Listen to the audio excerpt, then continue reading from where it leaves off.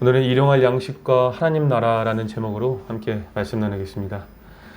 오늘 우리가 함께 나눌 말씀은 하나님께서 이스라엘 백성들에게 만나와 메추라기를 주시는 사건입니다. 430년이라는 시간을 뒤로한 채 애굽에서 탈출한 이스라엘은 하나님께서 약속하신 가나안 땅으로 올라가고 있었습니다. 하지만 얼마 안가 이들은 더 이상 먹을 것이 없어 굶주린 상태에 놓이게 되죠. 민수기를 보면 이스라엘 백성들이 애굽에서 나올 때 20세 이상으로 전쟁에 나가 싸울 수 있는 남자들만 60만 명이라고 기록하고 있습니다. 거기에다가 아이들과 여자들을 포함하면 약 200만 명이 될 것이라고 예상할 수 있겠죠. 그런데 그 수많은 사람들이 과연 무엇을 먹고 광야 생활을 했을까요? 애굽에서 탈출해 나올 때 아무리 양식을 준비해 왔다라고 하지만 그 수많은 사람들이 먹기에는 부족할 것입니다. 오늘 본문 말씀 1절의 말씀을 보면 이스라엘 백성들이 애굽에서 나온 후 둘째 달 15일이라고 이야기하고 있죠. 이스라엘 백성들이 1월 14일에 나왔다라고 생각해 봤을 때 애굽에서 나온 후 딱 한 달이 되는 상황입니다. 오늘의 본문은 광야 생활을 한 지 한 달째 되어져 가는 상황이다라는 거예요. 이쯤 되면 슬슬 인간의 본성이 나타날 수밖에 없겠죠. 인간의 가장 기본적인 욕구가 무엇입니까? 바로 먹을 것에 대한 욕구입니다. 그래서 그들은 배고픔을 참지 못해 모세와 아론을 향하여 불평하고 원망을 하기 시작하죠. 우리 2절과 3절 말씀을 통해 그들이 어떻게 모세와 아론을 원망하고 있는지 한번 확인해 보도록 하겠습니다. 2절과 3절입니다. 시작. 이스라엘 자손 온 회중이 그 광야에서 모세와 아론을 원망하여 이스라엘 자손이 그들에게 이르되 우리가 애굽 땅에서 고기 가마 곁에 앉아 있던 때와 떡을 배불려 먹던 때에 여호와의 손에 죽었더라면 좋았을 것을 너희가 이 광야로 우리를 인도해 내어 이 온 회중이 줄여 죽게 한도다. 아멘. 그들은 이 결핍의 장소 광야에서 먹을 것을 구할 수가 없었고 오랜 시간 굶주려 있었기 때문에 예전에 배부르던 시절을 회상하며 원망합니다. 이스라엘 백성들이 애굽에서 강제 노동을 당하여 짓고 있었던 비돔과 라암셋 성은 음식을 보관하는 성이었다고 합니다. 그래서 이들의 고백처럼 먹을 것은 배불리 먹을 수 있었다라면서 지금 원망하고 있는 거죠. 근데 여러분 우리가 한번 잘 생각해 볼까요? 여러분 우리가 출애굽기를 잘 읽어보면 이들은 요셉을 알지 못하는 바로가 왕권을 잡자마자 중노동을 당하게 됩니다. 그렇죠? 점점 강성해지는 이스라엘을 견제하기 위해 애굽에서 산하 제한까지 지켜요.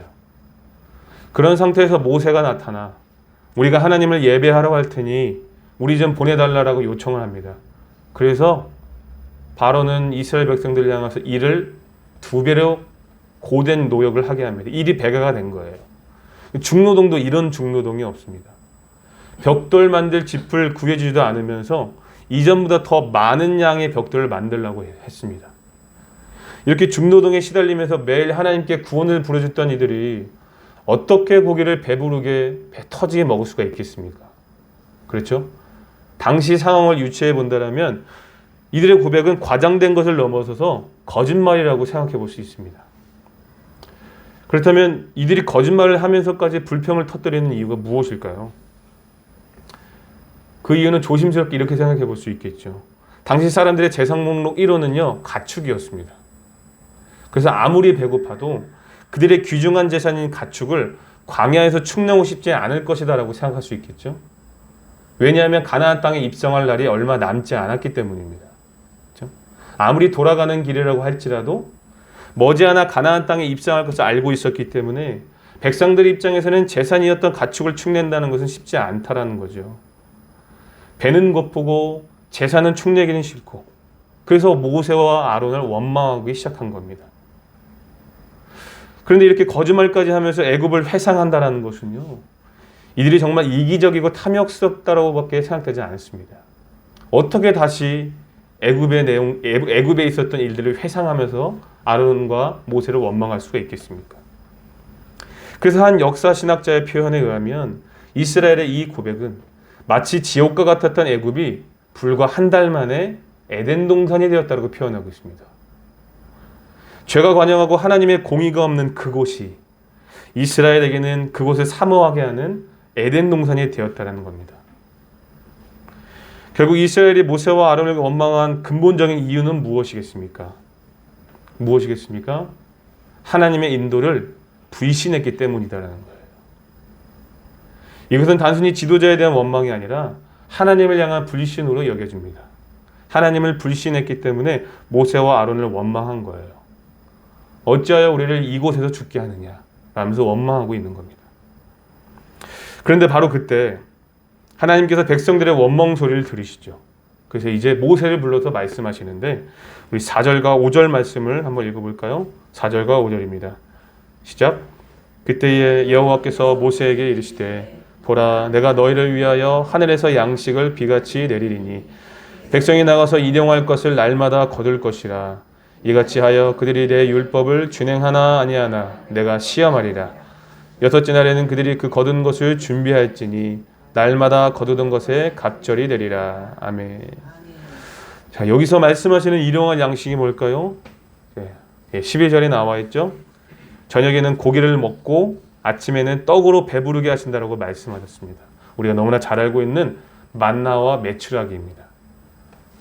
하나님께서는 백성들의 원망 소리에 화가 나실 법도 했지만 오히려 그들의 필요를 채워주셨습니다.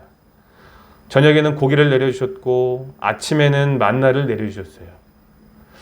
이스라엘 백성들은 그들이 그토록 원하던 고기와 음식을 배부르게 먹게 된 것입니다. 더 이상 음식으로 인해 원망하고 불평하지 않게 된 것입니다. 이처럼 하나님께서는 백성들의 원망을 들으시고 꾸중하시기보다는 그들의 불평의 문제를 구체적으로 해결해 주셨습니다. 왜 그러셨을까요? 그 이유는 백성들이 아직 광야 초기였고 그들의 신앙은 아직 성숙한 단계에 이르지 않았기 때문입니다. 우리가 신앙생활을 처음 하시는 분들이 은혜 체험을 더 많이 하는 경우가 바로 이런 경우라고 생각할 수가 있겠죠. 아직 신앙의 단계가 성숙의 단계에 오르지 않았기 때문에 하나님께서 백성들의 원망에 화를 내기보다는 그들의 어떤 구체적인 필요를 채워주시면서 백성들의 믿음을 성숙시키시려는 겁니다. 아무것도 구할 수 없는 이 결핍의 장소 광야에서 하나님이 공급하시는 일용할 양식을 먹음으로써 하나님을 더욱 신뢰하도록 하게 하심이라는 것입니다. 하나님이 이렇게 좋으신 분입니다. 각 사람의 형편에 맞게 필요를 채워주시고 이 신앙의 성숙을 인도하시는 아주 좋으신 하나님이 우리가 섬기는 하나님이시다라는 거예요. 자, 그런데 하나님은 이 양식을 그냥 주시지 않고 몇 가지를 당부하고 계시죠. 그렇죠? 그것이 무엇입니까? 매일 일용할 양식만 거두라는 것입니다. 일용할 양식이란 말은 하루 먹을 양식을 의미하죠. 그날 하루 먹을 만큼만 거두라는 겁니다. 그러면서 그들이 하나님의 말씀을 잘 듣나 안 듣나 시험하신다고 말씀하세요. 근데 여기 4절 말씀에 보니까 하나님께서 이 당부의 말씀을 율법이다라고 말씀하시죠. 한번 생각해 볼까요? 아직까지 이스라엘 백성들은 시내산에 당도한 상황이 아니기 때문에 율법을 받기 전입니다. 그렇죠? 근데 하나님께서는 이스라엘 백성들에게 이것이 이 명령이 율법이다라고 말씀하고 계세요. 자, 이것에 대해서 우리가 어떻게 생각하면 좋을까요? 아직까지 시내산 율법과 레위기의 법전이 선포되기 전이었기 때문에 사실 이 명령은 원시적 형태의 율법과 관행으로 생각하시는 것이 좋을 것 같습니다. 다시 말해 하나님께서 율법을 주시기 이전부터 이렇게 하나님의 명령을 원시적 형태의 율법으로 이스라엘 백성들에게 말씀하시고 순종하도록 하셨다라는 거예요. 그리고 이제 시내산에서 언약을 맺음으로써 이제 진정한 율법을 계시하시는 것입니다. 자, 그런데 주시려면 그냥 주시지, 그렇죠? 주시려면 이 일용할 양식을 주시려면 그냥 주시지 왜 이렇게 율법을 주시면서 시험을 하실까? 그죠? 그런 의문이 들 수도 있겠습니다. 하지만 이것은 백성들을 향한 하나님의 놀라운 계획이라는 사실을 우리는 깨달을 수 있어야 됩니다. 하나님께서 이 시험을 주신 이유가 무엇일까요? 우리가 방금 전에도 제가 언급드렸지만 아무것도 구할 수 없는 이 결핍의 장소에서 이 사막 광야에서 하나님이 공급해 주시는 음식을 통해 그분을 신뢰하게 하기 위함입니다. 여러분, 광야는요 하나님께서 당신의 백성들을 인도해서 도착하게 할 최종 목적지가 아닙니다. 광야는 언약의 땅에 들어갈 백성들의 시험 무대일 뿐이에요. 언약의 땅에 들어가게 될 과정일 뿐입니다. 그리고 그 시험은 이 결핍의 광야에서 매 순간 하나님을 신뢰할 수 있느냐 없느냐의 문제라는 겁니다. 이 결핍의 순간에 불평하고 원망할 것이 아니라 하나님을 신뢰하도록 하기 위해서 이 시험을 주셨다는 겁니다. 방금 전에도 언급했지만 하나님은 당신을 향한 백성들의 불신을 분명히 알고 계셨습니다. 2절과 3절에서 모세와 아론을 향한 원망과 불평이 단순히 지도자를 향한 불평과 불만이 아니라 하나님을 향한 불신이라는 것을 알고 계셨어요. 우리 8절 말씀 한번 읽어볼까요? 8절입니다. 시작. 모세가 또 이르되 여호와께서 저녁에는 너희에게 고기를 주어 먹이시고 아침에는 떡으로 배불리시리니 이는 여호와께서 자기를 향하여 너희가 원망하는 그 말을 들으셨음이라. 우리가 누구냐? 너희의 원망은 우리를 향하여 함이 아니요 여호와를 향하여 함이로다. 아멘. 하나님께서 모세를 백성들을 인도할 대리 통치자로 세우셨습니다. 그러므로 백성이 모세를 원망하는 것은 단지 인간의 지도력에 대한 불신이 아니라 광야로 인도하신 하나님을 향한 불신인 것이죠. 이 모세가 이렇게 얘기하고 있는 것처럼 분명히 하나님은 당신을 향한 백성들의 불신을 분명히 알고 계셨습니다. 자, 그래서 하나님께서 백성들에게 이 시험을 통해, 이 율법 순종이라는 시험을 통해 결핍의 장소에서 하나님을 신뢰하는 법을 배워서 언약의 땅에서도 하나님을 신뢰할 수 있게 훈련시키시라는 것입니다. 아무것도 구할 수 없는 이 상황 가운데 하나님의 말씀에 순종할 때에 매일의 일용할 양식을 경험하는 그 은혜가, 그곳에서의 그 훈련이, 그 순종의 훈련이 언약의 땅에서도 가능하게 하기 위해서 이 시험을 허락하셨다는 거예요. 여러분, 훈련이 무슨 말입니까? 안 되는 것을 되게 하는 것이 훈련입니다. 이스라엘은요, 죄악이 관영하고 하나님의 공의가 없는 장소에서 무려 400년이라는 시간을 보냈습니다. 백성들은 그 오랜 시간 동안 하나님을 신뢰하는 법을 잊어버린 거죠. 그래서 어쩌면 이들의 불평과 원망은 당연하게 보일 수도 있다라고 생각이 됩니다. 그래서인지 몰라도 출애굽기에 등장하는 하나님이 보신 기적은요, 상상을 초월할 정도입니다. 그렇죠? 이스라엘 백성들은 애굽에 내린 10가지 재앙을 보면서 하나님의 살아계심을 경험했고, 홍해가 갈라지고 애굽 병거가 숨을 대는 광경을 통해 하나님의 전능하심을 경험하게 되었습니다. 그리고 이제 이 광야라는 결핍된 장소에서 일용할 양식을 통해 하나님을 신뢰하는 법을 배워가고 있는 거예요. 다시 한번 말씀드리지만 광야는 이스라엘 백성들의 최종 목적지가 아닙니다. 광야는 언약의 땅에 들어가기 위한 시험 무대일 뿐입니다. 이곳에서 여호와를 신뢰하는 법을 배워 언약의 땅에서도 하나님을 신뢰할 수 있도록 훈련시키시려는 거예요. 원망 대신 여호와를 신뢰하는 법을 알게 하시려고 이 율법 순종을 통한 시험을 허락하셨다는 겁니다. 우리 11절과 12절 말씀 한번 읽어볼까요? 11절과 12절입니다. 시작. 여호와께서 모세에게 말씀하여 이르시되 내가 이스라엘 자손의 원망함을 들었노라. 그들에게 말하여 이르기를 너희가 해질 때에는 고기를 먹고 아침에는 떡으로 배부리니 내가 여호와 너희의 하나님인 줄 알리라라 하시니라. 아멘. 자, 이 구절을 통해 시험의 목적이 무엇인지 분명하게 확인할 수 있죠. 그것이 무엇입니까? 하나님께서 이스라엘 백성들에게 일용할 양식을 주실 것인데 그것을 통해 내가 너희의 하나님인 줄을 알리라 라는 겁니다. 결국 이 시험은 무엇입니까? 이스라엘 백성들이 하나님을 더 잘 믿게 하기 위한 믿음의 훈련이라는 거예요. 믿음의 훈련. 자, 그렇다면 백성들은 이 믿음의 훈련을 잘 감당했을까요? 감당했을까요? 우리 16절 말씀을 보시면 하나님은 이스라엘 백성들에게 각 사람이 먹을 만큼만 거두라고 다시 한번 명령을 하시죠. 그리고 19절에 보면 아무든지 아침까지 그것을 남겨두지 말라라고 명령하셨습니다. 그렇죠? 아침까지 남겨두지 말라고 명령하신 이유가 무엇이겠습니까? 물론 남겨두면 썩어서 벌레가 생기고 냄새가 나기 때문이겠지만 근본적인 이유는 매일 일용할 양식을 공급해 주시는 하나님을 신뢰하게 하기 위함입니다. 그런데 여러분 한번 생각해 볼까요? 과연 우리라면, 나라면 이 명령에 순종할 수 있겠습니까? 사실 이 명령은 단순하지만 어쩌면 대단한 믿음이 필요할지도 모른다는 거죠. 지금 이스라엘에 있는 장소는요, 광야, 사막입니다. 먹을 것은커녕 물도 구하기 힘든 결핍의 장소예요. 이런 장소에 매일 아침마다 만나가 내리고 저녁마다 메추라기가 진에 덮이는 그 어떤 말도 안 되는 기적을 하나님께서 경험하게 하신다고 약속하셨습니다. 그리고 실제로 그 기적이 일어났어요.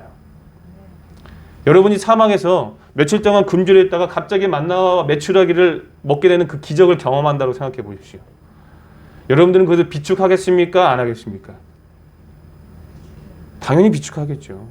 왜냐하면 말 그대로 기적이니까요.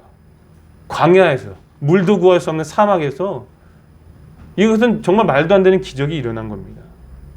그래서 비축해두고 싶은 마음이 있을 겁니다. 만약 만나와 메추라기가 오늘만 내리고 다음 날엔 내리지 않으면 어떡하지? 라는 생각을 한 번쯤은 할까요? 안 할까요? 하겠죠. 누구나 합니다. 누구나 그런 생각을 합니다. 하지만 이 기적 같은 사건 앞에 하나님이 요구하시는 것이 무엇입니까? 비축해두지 말라라는 겁니다.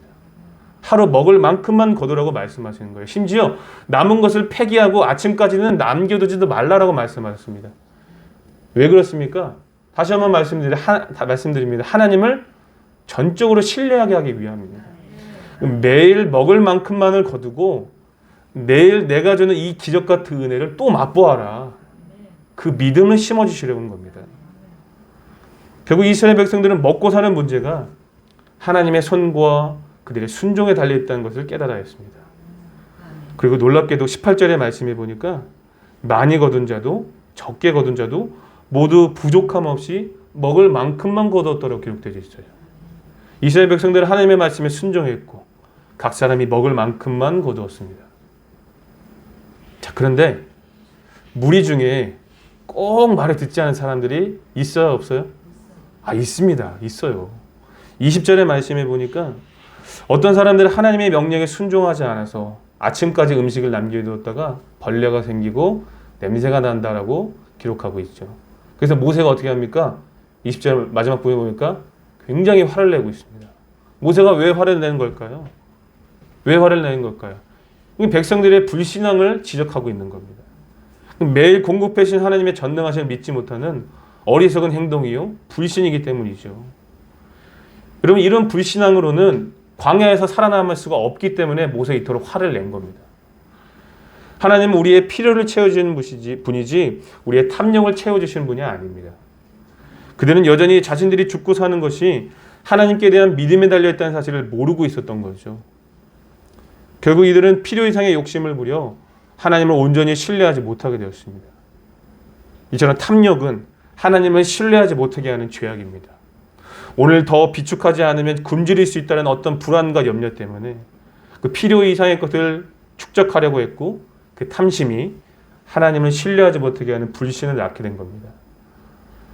야고보서 1장 15절의 말씀에 우리가 익히도록 알고 있는 말씀이 있잖아요. 욕심이 잉태한 즉 죄를 낳고 죄는 사망을 낳게 됩니다. 결국 하나님을 신뢰하지 않는 모든 수고는 헛되고 악할 뿐임을 우리는 분명하게 깨달아야 합니다. 하나님을 신뢰하지 못하면서 행하는 어떤 우리 스스로의 자구책은 힘만 들 뿐, 결과가 안 좋을 뿐, 결국 쓸데없는 수고가 되는 셈이죠. 하나님의 백성들은 철저하게 하나님이 주신 은혜로 하나님을 신뢰해야만 살아갈 수 있는 존재들임을 깨달아야 된다는 거예요. 오늘 본문 말씀 4절 말씀 한번 읽어볼까요? 4절 보실까요? 앞에 서도에 보시면 그때에 여호와께서 모세에게 이르시되 보라 내가 너희를 위하여 어디에서 양식을 비같이 내린대요? 하늘에서 비같이 내린다고 말씀하십니다. 하나님께서 이 일용할 양식을 하늘에서 내려주신답니다. 땅이 아니라. 이것은 우리가 이 땅에서 아무 수고도 하지 말라는 의미가 아닙니다. 오해하시면 안 돼요. 이 말은 무슨 말입니까? 하나님께 대한 바른 신앙이 우리의 진정한 양식이다라는 거예요. 그것이 매일의 기적을 경험할 수 있는 유일한 방법이다라는 겁니다. 그래서 사도 바울은요, 골로새서 3장 1절과 2절에서 이렇게 이야기하죠. 그러므로 너희가 그리스도와 함께 다시 살리심을 받았으면 위의 것을 찾으라. 거기는 그리스도께서 하나님 우편에 앉아 계시느니라. 위의 것을 생각하고 땅의 것을 생각하지 말라라고 권면합니다. 철저하게 위로부터 주신 은혜를 사모하며 살라라는 거겠죠. 우리 그리스도인들의 삶은 철저하게 위로부터 주시는 하나님의 은혜로 사는 인생임을 깨달아야 합니다. 당연히 우리는 하나님의 창조 질서에 따라서 땀을 흘리고 수고하며 살아야 합니다. 믿으시면 아멘 하시기 바랍니다. 하지만 궁극적으로 그리스도인들이 추구해야 할 것은 이 땅의 것이 아니라 하나님께 대한 바른 신앙이다라는 거예요. 하나님께 대한 바른 신앙만이 우리의 진정한 양식이라는 것을 깨달아야 합니다. 그래서 하나님은 우리에게 이 땅의 것이 아니라 하늘의 양식으로 살아가기 위해서 누구를 보내주셨습니까? 예수 그리스도를 우리에게 보내주신 거예요. 여러분 요한복음 6장 35절의 말씀에 보면 예수님께서는 자신을 향하여서 하늘로부터 내려온 생명의 양식, 생명의 떡이라고 말씀하고 계십니다. 그래서 본문에 기록된 만나는요, 하나님의 백성들이 장차 생명의 떡으로 오실 예수님을 섭취해야만 이 결핍된 시대에서 살아남을 수 있다는 것을 예표하고 있는 거예요. 또한 요한복음 1장 12절에서는요, 예수께서 말씀이 육신이 되어 오셨다는 것을 증거하고 있는데 우리 그리스도인들은요, 생명의 떡이신 예수님을 섭취하는 것만으로 끝나는 것이 아니라 그분의 말씀에 순종할 때에 이 결핍의 시대에서도 기적 같은 매일의 은혜를 경험하여 여호와께서 우리의 하나님인 줄을 알게 된다는 것을 깨달아야 된다는 겁니다. 그거 말씀하고 계신 겁니다. 툭하면 불평하고 원망하던 우리가 그리스도를 통해 생명의 양식을 공급받아 믿음의 말을 하는 기적을 살게 되는 겁니다. 툭하면 죄와 탐심에 넘어져 하나님과 멀어진 삶을 살았던 우리가 이 그리스도를 통해 생명의 양식을 공급받아 승리하는 인생이 된다는 거예요. 그렇죠? 광야, 아무것도 구할 수 없는 광야에서도, 그렇죠? 결핍된 시대를 살고 있는 그 상황 가운데서도 그리스도를 통해 공급받는 은혜를 통하여 우리의 탐심을 내어버리고 오직 하나님의 은혜만 가지고 살아갈 수 있는 놀라운 은혜를 경험하게 된다는 겁니다. 성도 여러분, 우리 다 알잖아요. 그죠? 여러분, 사람 잘 안 변합니다. 그죠? 사람 진짜 안 변해요. 부패한 우리 습성이요, 절대로 변하지 않습니다. 매일 그리스도와 함께 십자가에 못 박는 은혜가 없다면 전적으로 부패한 우리의 인생은 매일같이 하나님을 원망하고 불평만 쏟아내는 인생이 되는 겁니다. 에베소서 2장 1절에 기록되길 그는 허물과 죄로 죽었던 너희를 살리셨다라고 말씀합니다. 다시 말해 그리스도를 영접하지 않은 인생은 이미 죽은 자로서 그들 안에서 어떤 선한 것이나 새로운 것을 발견할 수 없는 결핍된 존재라는 겁니다. 그러나 그렇게 결핍되었던 우리에게 하나님께서 영광스러운 은혜의 빛을 내려주셨고 그리스도를 믿음으로 반응할 수 있는 은혜를 주신 겁니다. 이것은 우리에게서 나온 것이 아니라 철저하게 하나님의 일방적인 은혜입니다. 우리는 이것이 얼마나 놀라운 은혜인지를 깨달아야 해요. 안타깝게도 우리는 감정까지 결여된 시대를 살고 있는 것 같습니다. 하나님께서 그리스도를 우리에게 보내주신 은혜가 얼마나 강력하고 기적 같은 은혜인지를 자주 잊어버린다는 거죠. 지난날 그리스도를 영접하지 않았던 우리의 인생은 어떤 선한 것이나 새로운 것을 발견할 수 없는 죽은 자, 다시 말해 결핍된 존재였습니다. 그러나 그리스도를 통해 우리에게 기적이 일어난 거죠. 에스겔 선지자가 본 환상처럼 마른 뼈에 생기가 깃들고 살과 근육이 붙어 일어나 큰 군대가 되듯이 그리스도를 바르게 신앙하고 그분의 말씀에 순종하면 한 사람이 천을 감당하고도 남는 군대와 같은 능력을 취하게 되고 죽을 영혼들을 살려낸 기적을 살게 된다는 겁니다. 죽은 자였던 존재들이 또 다른 죽은 자들을 살려내는 기적을 살게 된다는 겁니다. 그것이 그리스도 안에서 우리가 누릴 수 있는 은혜라는 거예요. 그런데 놀랍게도 아주 놀랍게도 하나님께서는 이 먹고 사는 지극히 일상적이고 평범한 삶의 현장 속에서 이토록 심오한 복음의 깊이를 말씀하고 계시는 거예요. 이것은 먹고 사는 문제가 복음을 살고 있는 우리 그리스도인들의 삶과 반드시 일치되어야 된다는 것을 말씀하고 계신 겁니다. 저희 아주 친한 친구 목사님 중에 부천에서 목회하시는 분이 계세요. 현재는 청빙을 받아서 담임 목회를 잘 하고 계시지만 과거에는 저처럼 이제 개척을 하셨었는데 1년 정도는 카페 목회를 하셨었고 2년 정도는 지역 도서관을 운영하시면서 목회를 하셨습니다. 제가 그 당시 부목사 사역을 하고 있어서 잘 몰랐는데 이 목사님이 이런 얘기를 해요. 그 당시에 단돈 2,000원이 없어서 둘째가 좋아하는 뽀로빵을 사주지 못했다는 겁니다. 지금도 그 얘기를 하거든요. 계속. 그렇다고 해서 이분이 성전에 앉아서 기도만 했느냐? 그것도 아니에요. 사모님은 어린이집 다니면서 아르바이트를 하셨고 이 목사님은 주중에 학원 애들 운전해주는 일을 했습니다. 부지런히 일해도 이 가게 월세 내고 교회 운영하고 가정 돌보는데 부족한 겁니다. 그러면서 그분이 치열하게 이 노동의 현장에서 느꼈던 것은 이제야 성도들의 삶이 조금 이해할 수 있을 것 같다라고 얘기하는 거예요. 돈 버는 게 쉽지 않다는 거죠. 부목사로 있을 때는 성도들이 이렇게 치열하게 살고 있는 것을 몰랐다는 겁니다. 노동을 하면서 신앙생활을 한다는 것이 쉽지 않다는 거예요. 새벽 예배, 수요 예배, 금요 예배, 주일 예배, 본인이 노동을 하면서 예배에 참석하고 신앙생활하는 게 쉽지 않은 거죠. 물론 재정적인 치열함도 있겠지만 이분이 이런 얘기에 무엇보다 이 노동의 현장에서 수많은 죄악의 유혹과 싸워야 한다는 것을 알았다고 합니다. 이 노동의 현장에서 그리스도인으로 바르게 신앙한다는 것이 쉽지 않다는 거죠.